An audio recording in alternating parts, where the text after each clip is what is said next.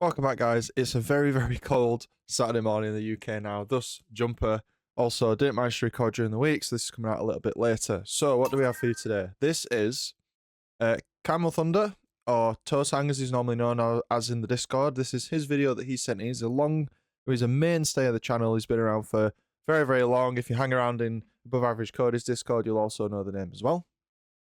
Today, what we've got for you is we've got a full pre-made, around Platinum 5, Platinum 6, MMR game of Slayer on Aquarius. So this video is going to be slightly different in the fact that because we're playing with a full pre-made of 4, I'm actually going to start talking about stuff that you can incorporate if you're running a pre-made 4 as well as look at Totang's gameplay himself. So this game's 8 minutes long. It's Platinum Slayer. We've got comms as well. So let's go. This should be a very good one. Kill like there's no tomorrow. We're hopping straight in. We're taking a lot of control mid. I like watching this way. I think it's good. Get the info, and then you want to push it with your teammates, otherwise they're in a 3v4. P2. P1. Cow1 dead. P1 dead. There's one. P2. Those of you that watch the stream can also hear they've got Capo with them as well. He's coaching them. I think you're hanging around a little bit too long here. I think if you're going to hang, you definitely want to hang sort of on this side of the platform, just so you don't end up getting caught out, because you can't really walk backwards into the link, because then they'll just nade the absolute crap out of it. Two blue util. Notice how the players are moving forward and they're pushing together, and I know that's really hard to do when you're not with teammates who you pre-made with, but it's the comms and the synergy of pushing together that helps out a lot. One P1. Notice how they've pushed. So Dusty down here is actually pushed from a different angle to Totang, which means that it's hard for the enemies to shoot them both at the same time. Oh, fuck. Dusty dies, but they get the trade. But one of the things here is, so you see these guys were holding across this way, while the other guys were sort of hanging around in the util area. So you just want to be careful how wide you set the setup there, because if a full fight broke out in util, the guys over here wouldn't have been able to respond. So you just want to be careful how wide the formation is. Maybe if these guys were up here instead of all the way across, or maybe one of them was there, that would have been a little better. So just try to keep the formation a little tighter when you're playing in a 4. Like, you definitely want someone on the cross, like on the back, watching people try to escape. But really, you want to commit like 3 people to an engagement like that. Blue util. So they're in blue util still. The position of our team basically means that they're going to spawn at the other side of the map. And as you move into diamond, you want to start thinking about setups and things like that. Not too much, but you'll definitely want to start thinking about it.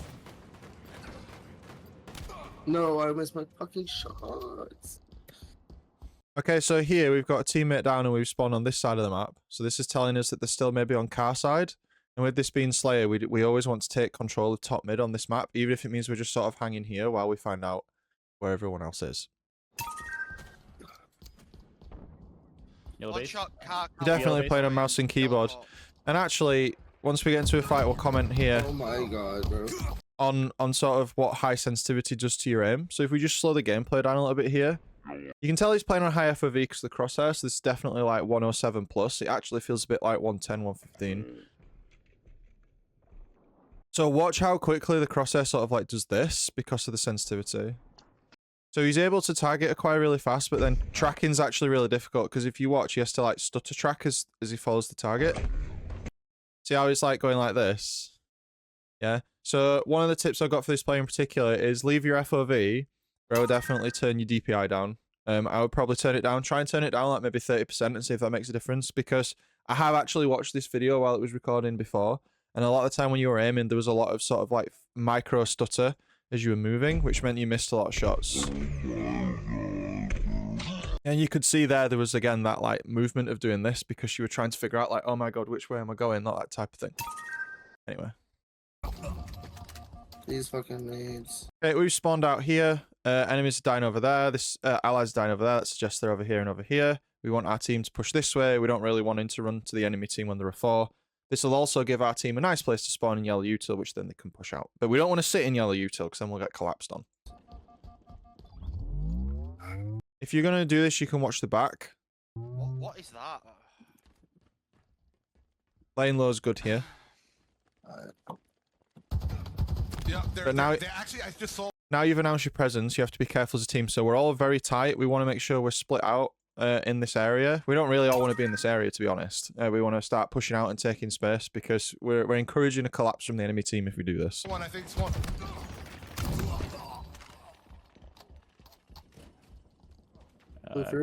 So there, I would have liked to see a bit more sort of rush, especially because a lot of the things you're doing, like fundamentally, like if you're like reaching diamond, it means that your fundamentals are okay.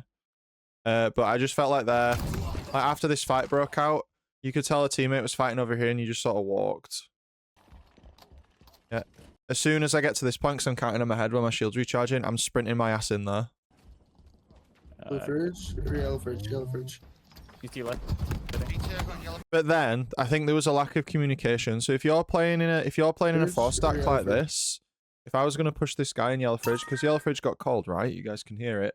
I would have said collapse yellow fridge with me.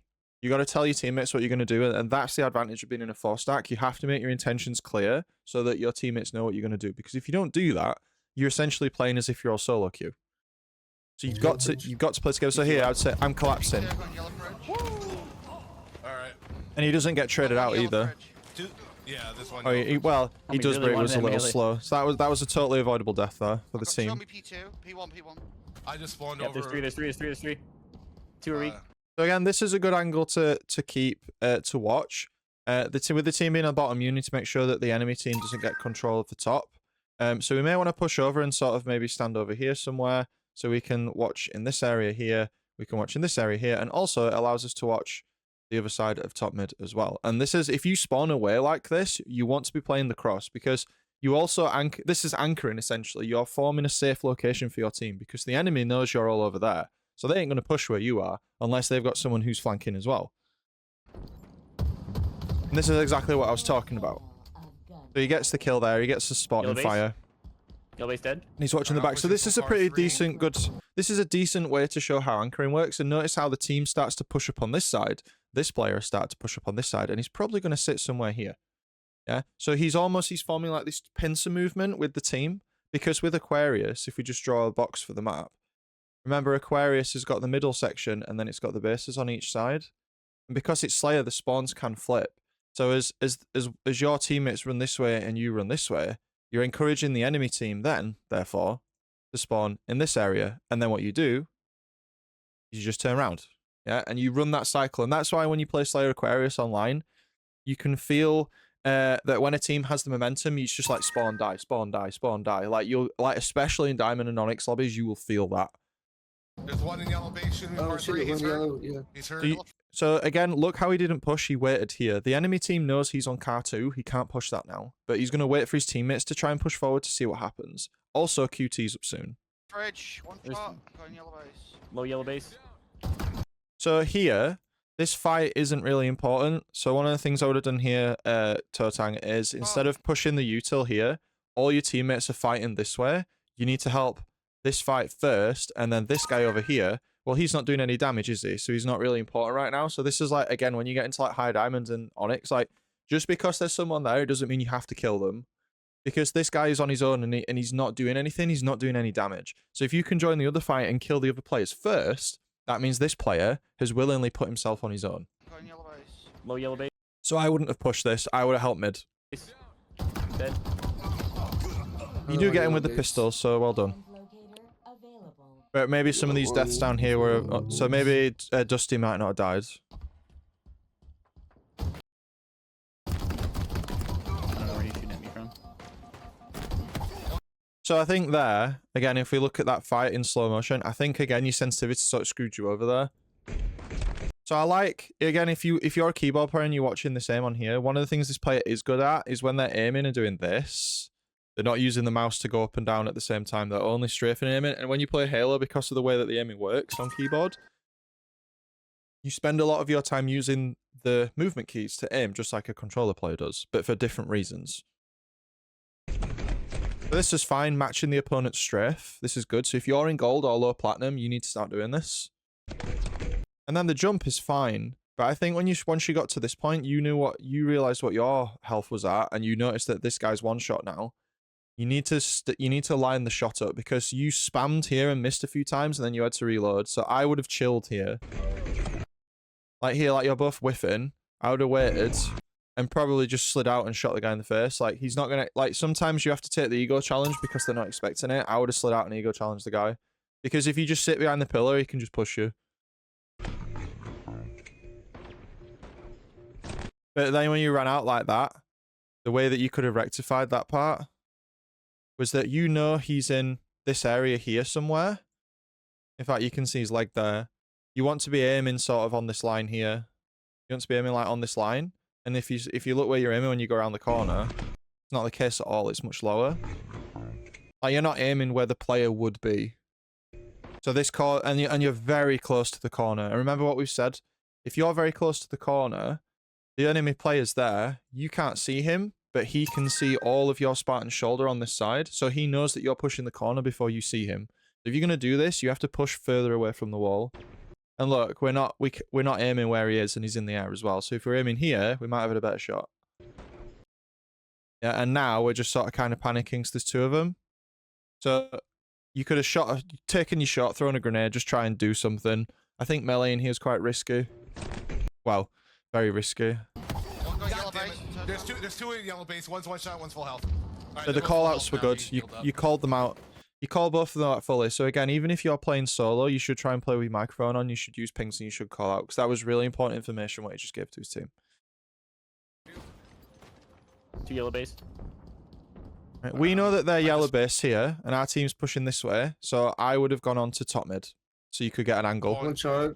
Dynamo, some. So here, you're not doing any damage in this area, right? You can't crossfire. Whereas if you'd have gone to top mid, you could have crossfired from car 3. Running in there now.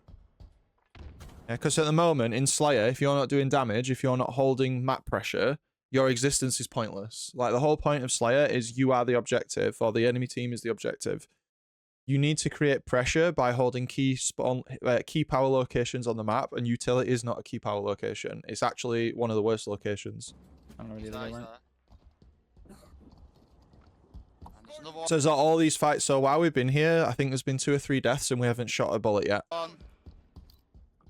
I might be from top mid actually. Watching that for the was, spawn from was Blue Bay. okay. I think if that was game sense, watching for the back spawn was okay. But I think what would have been the better play there would be to help the team. I just put Yeah, shots blue base. in him. There's one connector blue base to P2. One's Hydro. I don't know what that hallway's called, but he's there. He's out. And again, there was a bit of team shot in there, which is good. God, In your 4-stack, yes. you always want to make sure that So- you're in team shot. These guys are together in util, but they're not necessarily helping each other. I would like to see them push things together. The side that we're on right now, that's car. But we're in util again. There's 3 of us, where this is a scenario you do not want to be in, because you're leaving yourself open to a full collapse. And also, the enemy team can have all the grenades, the shotgun, the QT, like, you're just giving them everything. You do not want this scenario. Car side. Car 1, car 2, car 3. There's one down here, yellow courtyard. He's super weak. So we know there's a guy in yellow courtyard who's been pinged by Texi. So if we're going to do this, we don't want to be this close to the wall, and we want to swing it really fast to kill him and then retreat. Because you gave him enough time to regen there, so that player's not one shot anymore. Yeah, and then also because you hesitated, now this player's here as well. And you're alone, so your teammates are dead, and they're not with you. Yeah, so 2 are dead, and you're alone, so you shouldn't have pushed this. This is the idea of game state. So if you're new to the channel, the idea of game state is that you need to recognize when the state of the game for each team. So each bar is like your team's health, as well as how many players are alive at that time. And if one bar is smaller than another, so if 2 of your players die and there's 4 players on the red team that are alive, that means that the game is in their favor, and so your playstyle should change depending on the game state. And especially in Slayer, when you watch pro play another game, and even high rank play, or if you've checked in on my stream sometimes and you see it, Slayer games are very snowbally. Like, you'll get one person die and then all shit breaks loose because people know that now the game state's changed, so they form that collapse. Nice trade. The retreat there was fine, but I definitely wouldn't have been pushing their side of the map while on one shot. And if you sprint, he can hear you as well, so I would have heard you if you did that to me.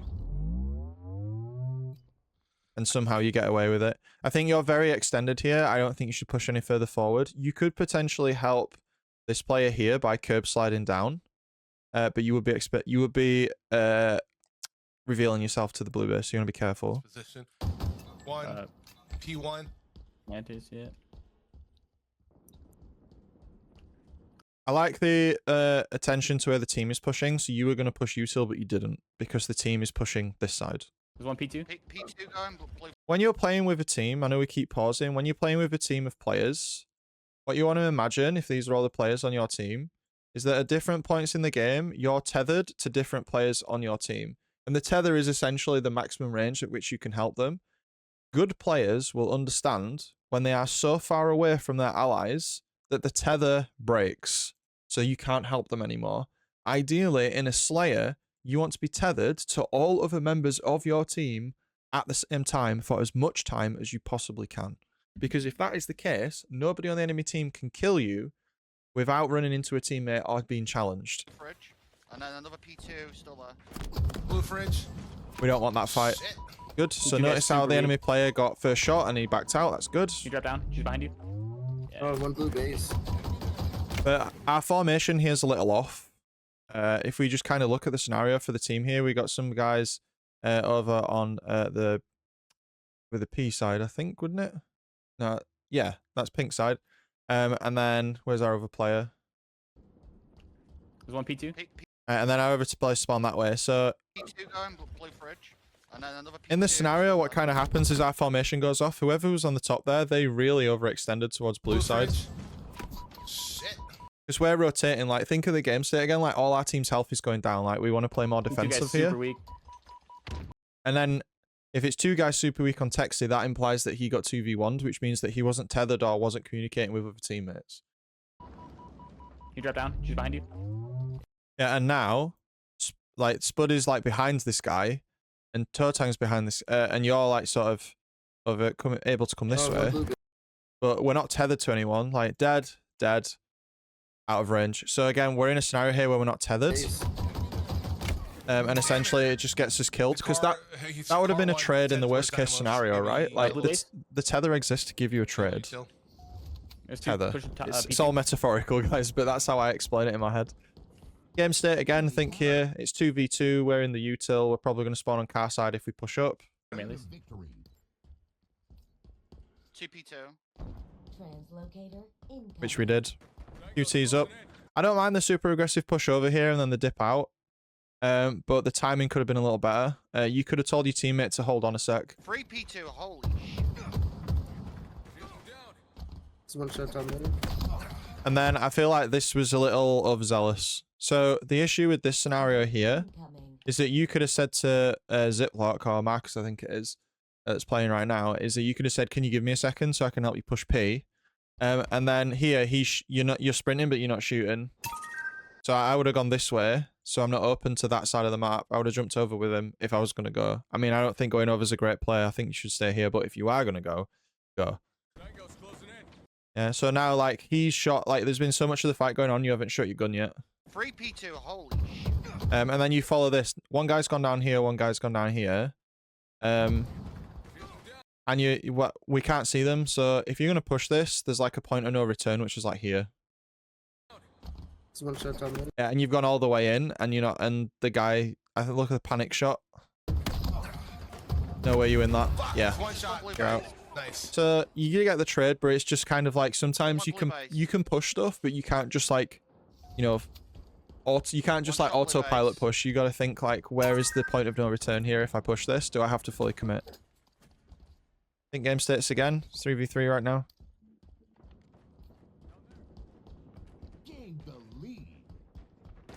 Oh, pistol man. Alright, shot you in the back. Pistol's range isn't that great. I like the pistol a lot on keyboard, but I Yeah, think I mean- sometimes you're using it from too far away. Another one. Gunfight hygiene. Have an optimal range for each gun. Know that range. Use On the top gun yellow in too. that range. Pistol's Someone put range yellow isn't oh, reliable dude, at that far because of can't the win bloom. You going Just P2? one blue util. We've just rotated yellow, so what you should have said at that point was that yellow's clear. Because then your team knows they're going to spawn at the other side. Because if there's players alive and they're pushing sort of the P side of the map, they might have spawned P1 and P2, so your team knows that yellow's clear, but that pink isn't clear. It's almost as important to know where the enemy team isn't, right? As well as where they are, so you need to think about things like that. Just one blue util. It's an extra shot. Unlucky. There's 2 in there. 2 in yellow util. It's an extra shot to get the kill. That's all you did wrong there. You would have traded out. One's teammates one would have shot, one's cleaned full up. health. Now they're both full health. Oh Behind- no, behind the you, chase behind from you. Texie. Yeah, He's I'm chasing trying to you. get away. He's chasing you. Yeah, of course he is. Run to me, run to me. Nice. We are funneling ourselves into this side of the map again here.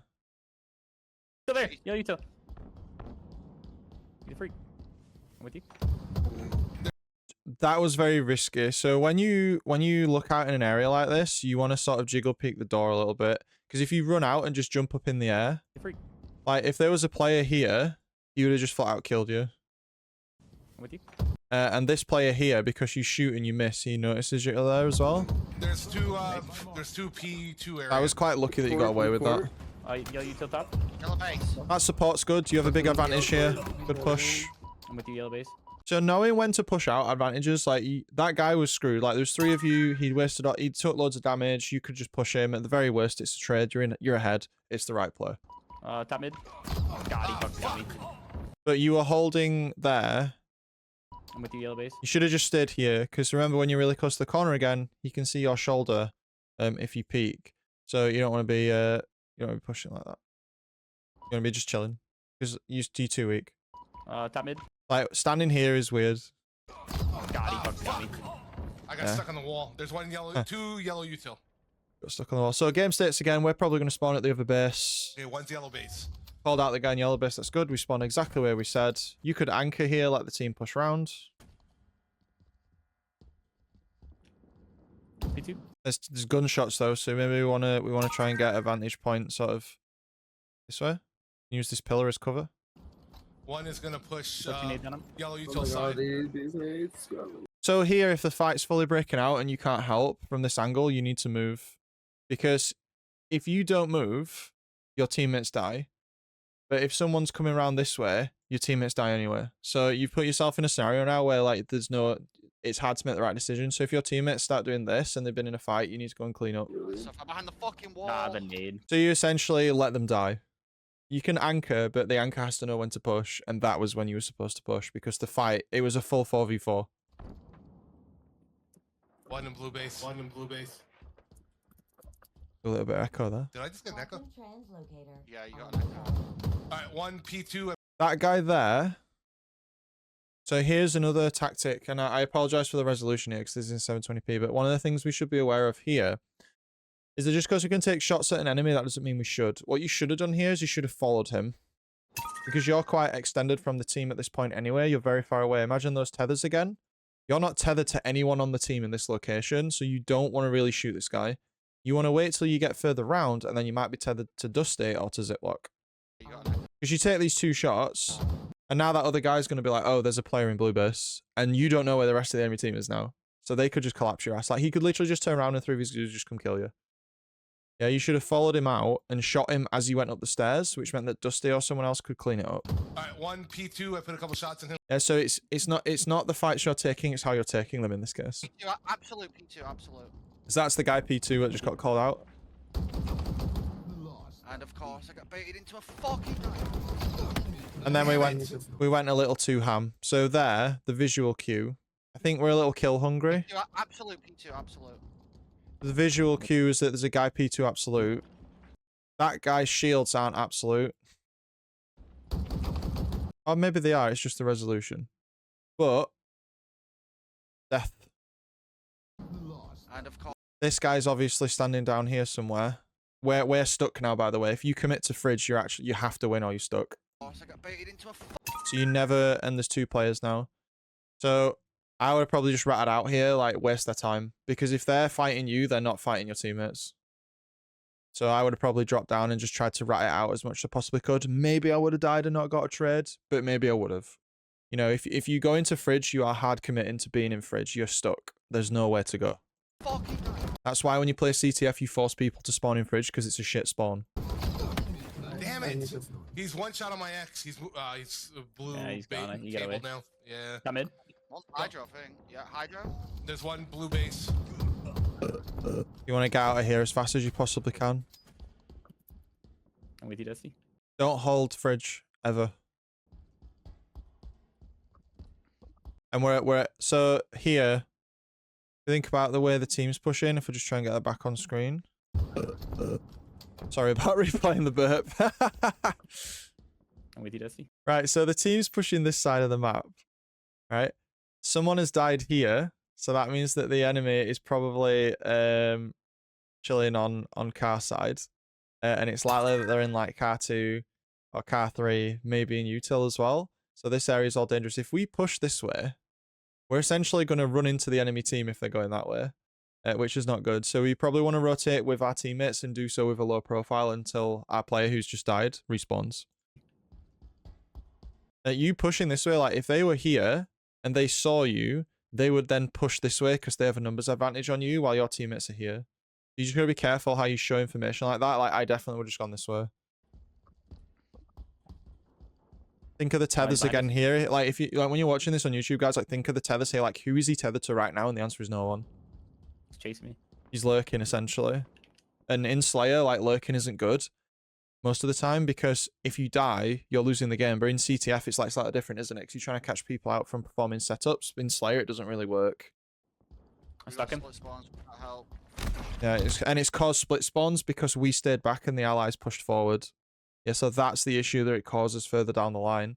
If you're on the map and 2 of your guys are here and 1 of your guys is there, but the enemy team is here, the game may squad spawn you if it feels good about it. You know, if the calculation goes through and it deems that the squad spawn would be safe, it would give it to you. But if this engagement has already started, then it's likely you could get a split spawn here, which means now the enemy team can push with 4 people into your 2. So you just gotta be really careful when you do like a separate push like that, because it can lead to those sorts of scenarios. Play together, play together. I don't know where he went, mate. Oh no. Got him. You got him, but There's 2 more in here. There's 2 more in here. I mean, getting traded out at this point, like every death matters. Like we don't even want trades really. Top mid. Yeah, careful. There's another one under you. There's another one under you. Whoever's in One more yellow. yellow util. Yeah. One Two behind? yellow util. Take the BR a lot. I got one of them One with a yellow nade. fridge and there's one maybe yellow. Don't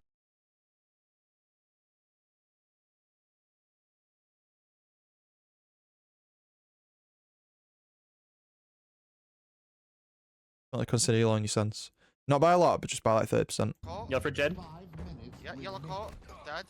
It's gonna mess you up for a while. Like there, like that was such a good example of what the sensitivity is doing to how you're playing. So like watch how your micro's correcting while you're firing this BR here. We're gonna have to slow this really far down. I'm gonna turn the sound off because it'll sound awful. So like what I want you to do on YouTube, guys, is I want you to watch his reticule. Now, normally the BR reticule does get a little bit of stutter when you fire it. Like there is a little bit of recoil, but it's all visual recoil. It's not actual recoil, as we all know. So watch, like he shoots it. And you can see like he's correcting it while it's shooting. So like we had like that. And we overcorrected slightly. And again, you see it's going like this now because it's recoiling as well. So I felt like they just would have had a lot more control if you just played at a lower sensitivity. I'm not saying you would have killed the guy, but it looks like you're struggling in these scenarios with aim just purely because of how the aim works at the ZPR you're playing at. Or the in-game sensitivity. There's two that are super weak like that. I like how you were at the front until this guy respawned because you have full shield, so it's good positioning. Alright, well, you got spawns in here. So. Bottom mid. Right, so we've got 2 fronts here. We're tethered to 1 person. These guys are now fighting. We need to be careful. I don't know if we want to push this side. Yellow core. There's a guy like right there.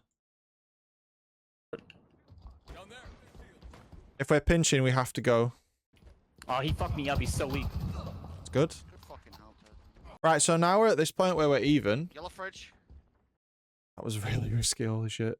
Now we're at this point where we're even with Slayer. We want to play for someone to make a mistake. And we do not want to stay in util. Play your lives. Play your lives. Damn it. Yeah, Marcus tried to sneak Hydro. out. I think he got friendly naded by the sounds of that. Going yellow util. Yellow util. You're going to do this, you probably want to aim more here.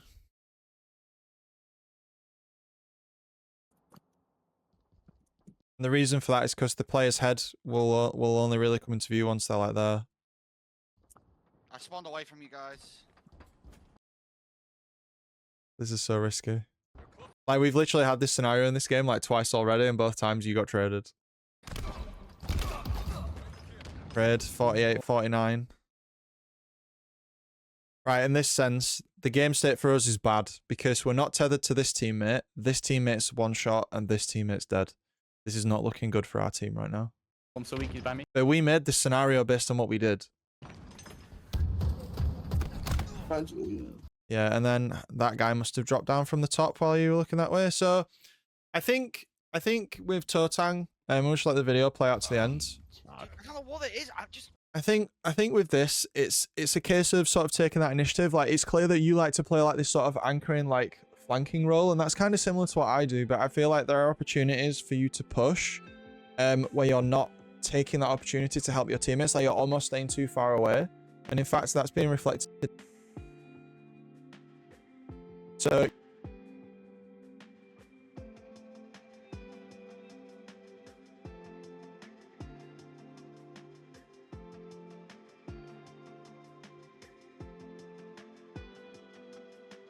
FOV, if that's what you're comfortable with. Everyone likes their own FOV. But for sure, start to think about how you're tethered to enemies. And if you're a player who's in platinum, moving up to diamond, and you're wondering how do I push from like D1 to like D4, because like the difference between low diamond and high diamond is huge. It's the ability to use teammates and to imagine like their zone of influence and how that affects the map, and how your zone of influence then affects their ability to push and things like that. This one was a little bit different, a little bit of 4-stack stuff, trying to talk about tactics and how positioning and comms can affect the game. I hope you enjoyed it. We don't really usually do things like this, but there's been a lot more 4-stacks in matchmaking recently. If you want to send your video, remember you can. This was just done in my Discord. There is a queue, but remember, skip the queue. But it's only like 5 videos long at the moment. But other than that, guys, thanks for watching. More videos to come. It's been Vanadam. See you later.